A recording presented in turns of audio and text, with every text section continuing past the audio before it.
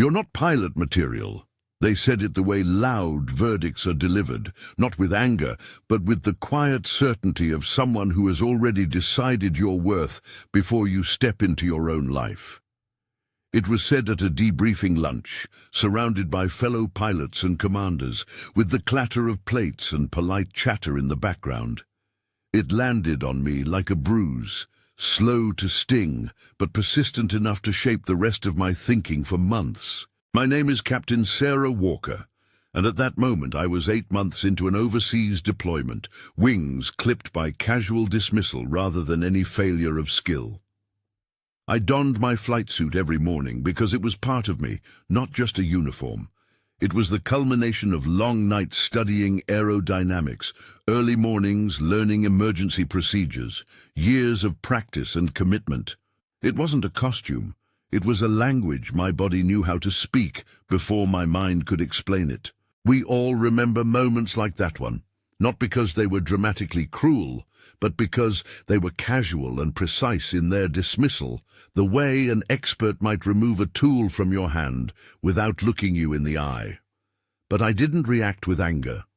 I reacted with resolve. That story, the medal ceremony in Washington, D.C. months later, holds all the tension people expect in a narrative. The applause, the flags, the certificate pinned on my chest. But that moment isn't where the story begins. It begins in the ledger of the quiet work I put in every day, the hours before sunrise, studying maps and weather patterns, the nights I answered emails at 2 a.m., the weekends I spent teaching new recruits how to read flight indicators under pressure. People want the climax. They forget the backstory, the ledger entries that define character long before recognition arrives. I grew up in a family where service wasn't new. Not military service, but the uniform of responsibility.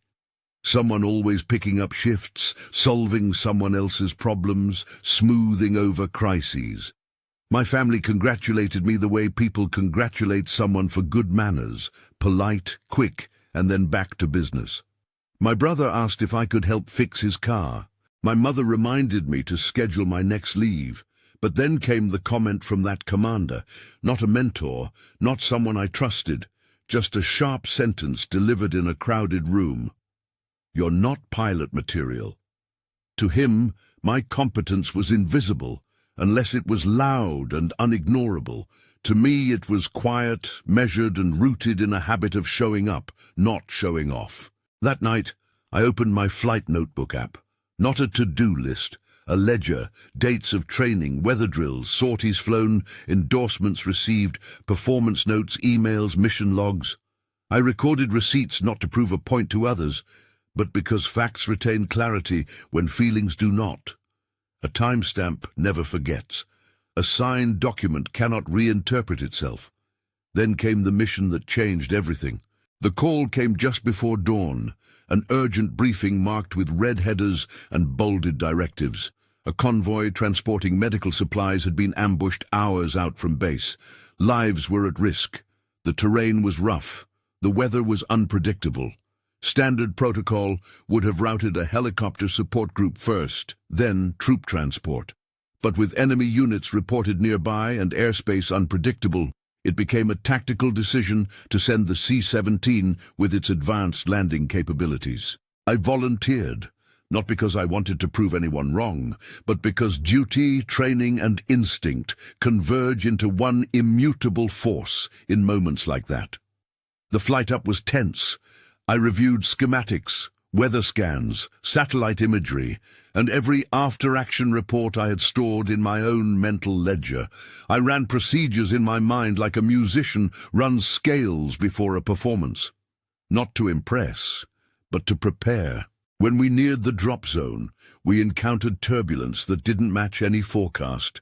Static buzzed through the radio, cloud cover tightened, and the drop zone markers were faint on radar. Decision time isn't measured in minutes, it's measured in heartbeats. I realized that a direct landing might expose the aircraft to hostile fire or a rough impact, but circling would cost lives on the ground.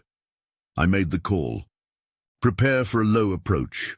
I announced calmly over the intercom. No hesitation, no uncertainty, just command. My co-pilot, who had once trained under my guidance, met my eye. He trusted me. That's all I needed. We descended at an angle that was non-standard, but calculated. Wheels skimming cloud turbulence, wind gusts pulling like invisible hands at the fuselage. Below, the ground crew at the convoy signal point were visible, small figures waving devices, urging forward. The moment before touchdown was the longest second of my life.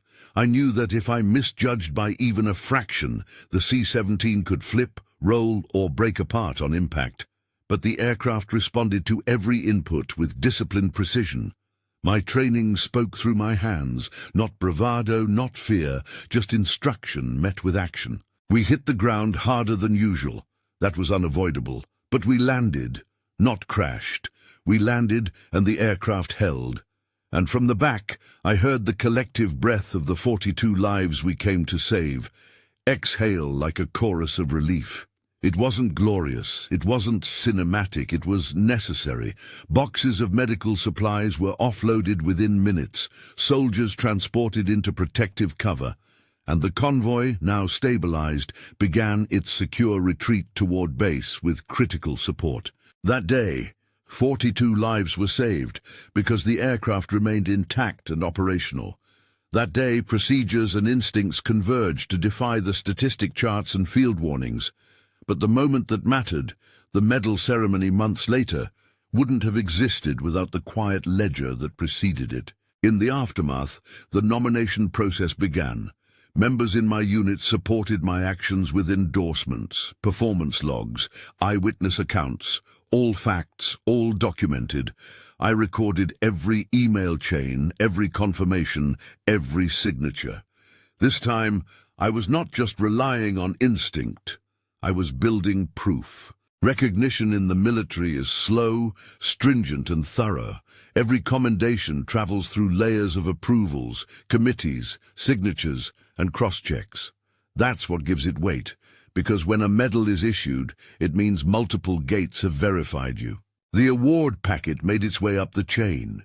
Sheets of data, pages of mission reports, after-action timelines.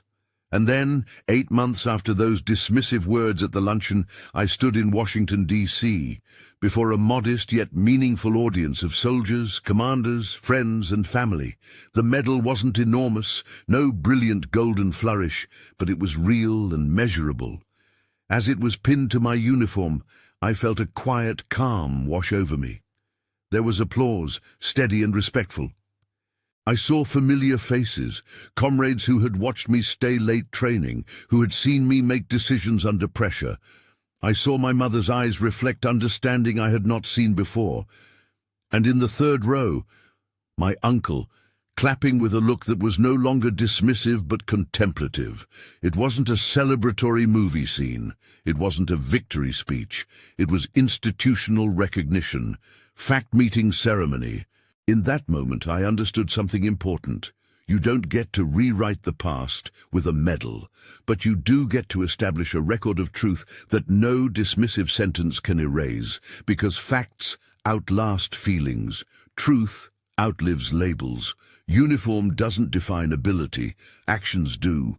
If you've ever been told you're not enough, or that you'll never amount to something when you wear your truth on your sleeve, let me tell you this.